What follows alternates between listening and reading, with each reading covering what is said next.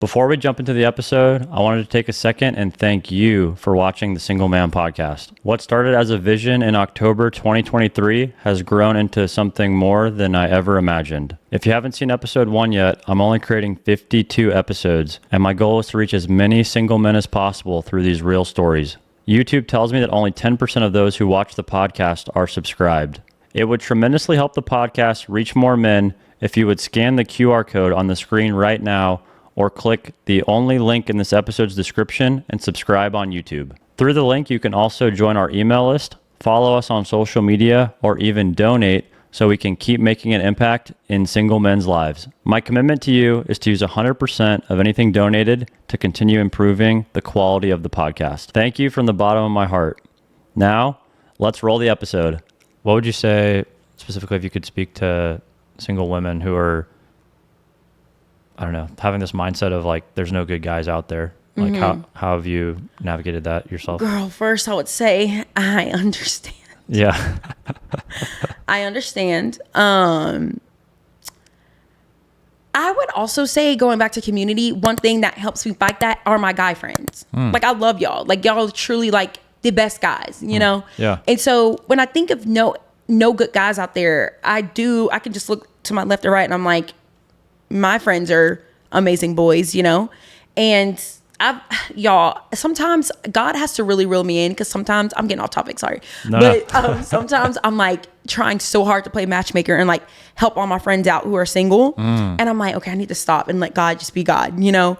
But I'm like, okay, you look great, y'all go together, ask her on a date, you know? Right. But I think as well, community helps me fight that lie of there's no good guys out there. I think as well, this is a very real thing for women, but especially when you pray, a prayer of like, God, protect me from any man that is not my husband. A lot of times God will literally put a veil over you and it will feel like you are invisible to men. And you're not invisible. I just really feel like God is protecting you and saving you from so much unnecessary dating, all of these things, because he knows these men are not your husband. And so a lot of times we go through these seasons of feeling invisible when really it's God's protection.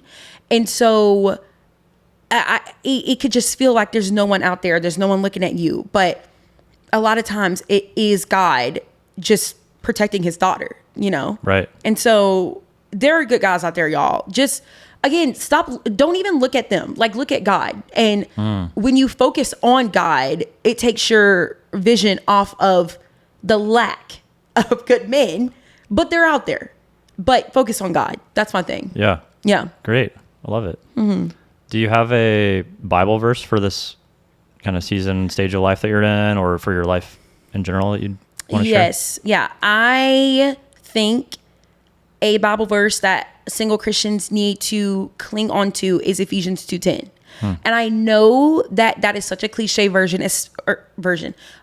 especially for Christian women, because in a lot of women ministries, you know, a lot of women are like, you know, you are God's masterpiece. And that's like our banner verse for us.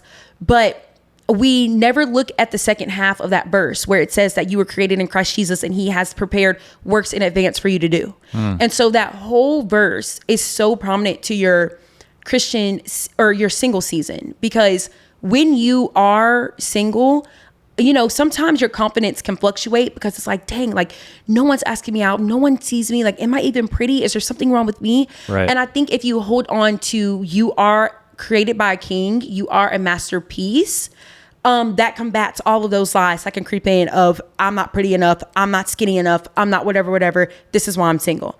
And the second half of that verse, that God created works for you to do in advance for his kingdom and his glory. I just feel like that is the main thing we need to focus on, is cultivating that relationship with Jesus and going when he says go and where he says go. And when your eyes are on him and on the mission for your life, you don't have time to be sad about being single every day. You're focused on what's supposed to be focused on. Yep. And as you do your work, God will bring the man.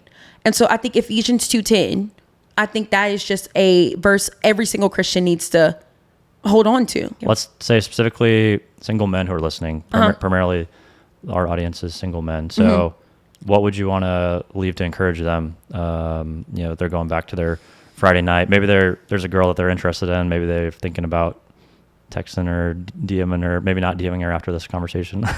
What would you want them to take away from this episode? I always encourage my guy friends in this, so I'll encourage them in this. Yeah. Y'all think y'all are going to get rejected, and I'm telling you, 9 times out of 10, like the girl is going to say yes to a date, you know? And I think, you know, rejection paralyzes y'all. Like it paralyzes men. Yeah. Which I understand. Like rejection is a scary thing. I have just learned to just, like literally just brush it off. Don't even give rejection a chance to marinate in your mind, you know? And so I would say, don't let rejection paralyze you, y'all. Rejection is redirection. Rejection is protection. And a lot of times rejection won't even happen, you know? And so don't let that stop you from asking a girl out that you feel a conviction to go after. And let me say this too, y'all. Confidence is key. I know you've heard me talk about this so many times, but there is nothing more attractive to me and a lot of other women than a confident man. Like when a man approaches with confidence, not cockiness, but confidence, it is just such it almost like you almost can't say no. It's like, okay, like it's so refreshing in a good way. Yeah. And so not only like don't let rejection paralyze you, but be so confident in whatever the outcome is. God is sovereign.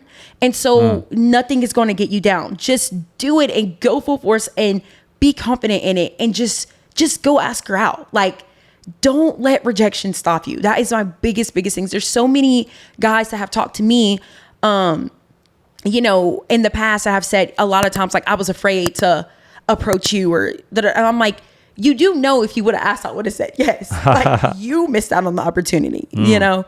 And so, yeah, y'all, I would just say, do not let rejection stop you. That is my biggest piece of encouragement. And again, pray before you go after these girls and all the things. But if you feel like you have the green light and you're scared and like you're crippling and like, don't let God did not give us a spirit of fear. He gave us a spirit of power, love, and a sound mind. Yep. And so let that be your just fuel to go and not be afraid of rejection. That's my biggest thing.